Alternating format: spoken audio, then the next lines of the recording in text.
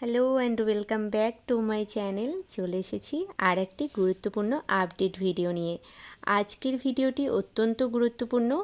First SLST 2025-এর সমস্ত প্রার্থীদের জন্য, বিশেষ করে যাদের ওবিসি সাব ক্যাটাগরি অথবা আনরিজার্ভড জেনারেল ক্যাটাগরি সংক্রান্ত তথ্য আপডেট করার প্রয়োজন রয়েছে।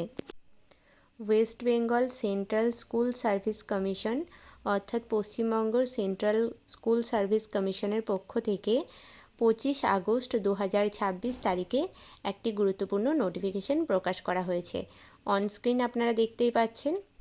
তাই ভিডিওটি শুরু থেকে শেষ পর্যন্ত কোনো জায়গা স্কিপ না করে আপনারা দেখতে থাকুন, কারণ কাদের কি করতে হবে, কখন করতে হবে এবং নির্দিষ্ট সময়ের মধ্যে তথ্য আপডেট না করলে কি হবে, সব কিছুই আজকের ভিডিওতে আলোচনা করব।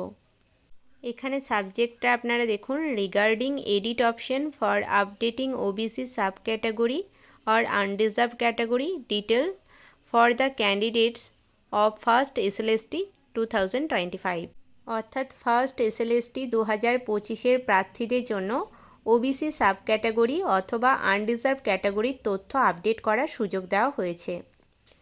কখন থেকে কখন পর্যন্ত এডিট করা যাবে, এখানে আপনারা নোটিশ অনুযায়ী কমিশনের অনলাইন পোর্টাল www.westbengalssc.com এখানে 1/9/2026 থেকে 8/9/2026 পর্যন্ত এই তথ্য আপডেট করার জন্য খোলা থাকবে।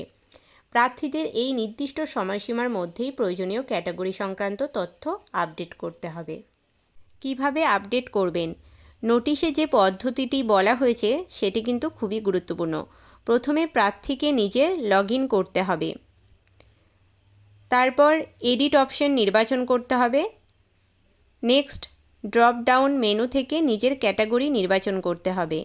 ক্যাটাগরি নির্বাচন করার পর প্রয়োজন অনুযায়ী ওবিসি সাব ক্যাটাগরি এবং প্রযোজ্য সার্টিফিকেট নাম্বার নির্দিষ্ট টেক্সট বক্সে দিতে হবে। শুধু ক্যাটাগরি নির্বাচন করলেই কিন্তু এখানে হবে না, যেখানে প্রযোজ্য সেখানে সাব ক্যাটাগরি এবং সংশ্লিষ্ট সার্টিফিকেট নাম্বারও সঠিকভাবে উল্লেখ করতে হবে। যারা ওবিসি ক্যাটাগরির অন্তর্ভুক্ত এবং যাদের ওবিসি সাব ক্যাটাগরি সংক্রান্ত তথ্য আপডেট করার প্রয়োজন রয়েছে, তাদের বিশেষভাবে এই বিষয়টি কিন্তু খেয়াল রাখতে হবে। আর যাদের ক্ষেত্রে আনরিজার্ভ বা জেনারেল ক্যাটাগরি প্রযোজ্য, তাদেরও ক্যাটাগরি সংক্রান্ত তথ্য সঠিকভাবে উল্লেখ করার বিষয়টি গুরুত্ব দিয়ে দেখতে হবে। এবার আসি নোটিশের সবথেকে গুরুত্বপূর্ণ অংশে।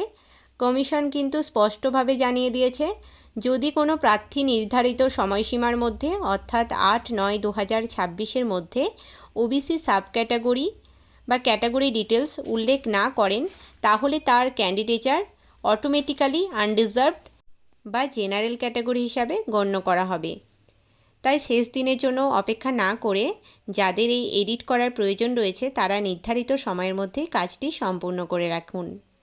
নোটিশের শেষে কমিশন আরও স্পষ্ট করে জানিয়েছে, no further representation or extension request will be entertained under any circumstances. কোনো পরিস্থিতিতেই পরবর্তীতে আর কোনো রিপ্রেজেন্টেশন বা এক্সটেনশন রিকোয়েস্ট গ্রহণ করা যাবে না।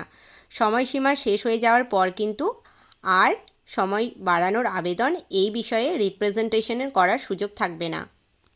তাই আপনারা নিজেদের ক্যাটাগরি বা সার্টিফিকেট সংক্রান্ত তথ্য দেওয়ার সময় অবশ্যই নিজের বৈধ ও প্রযোজ্য নথি সঠিকভাবে দেবেন। এই ছিল আজকের ভিডিওর মূল বিষয়। ভিডিওটি কেমন লাগলো অবশ্যই কমেন্টে জানাবেন। ভালো লাগলে একটি লাইক করে দেবেন এবং বন্ধুদের মধ্যে শেয়ার করে দেবেন। নিত্য নতুন আপডেট ভিডিও পেতে অবশ্যই আমার চ্যানেলটি সাবস্ক্রাইব করে রাখবেন। দেখা হচ্ছে নেক্সট কোনো ভিডিওতে। ততক্ষণ পর্যন্ত টাটা।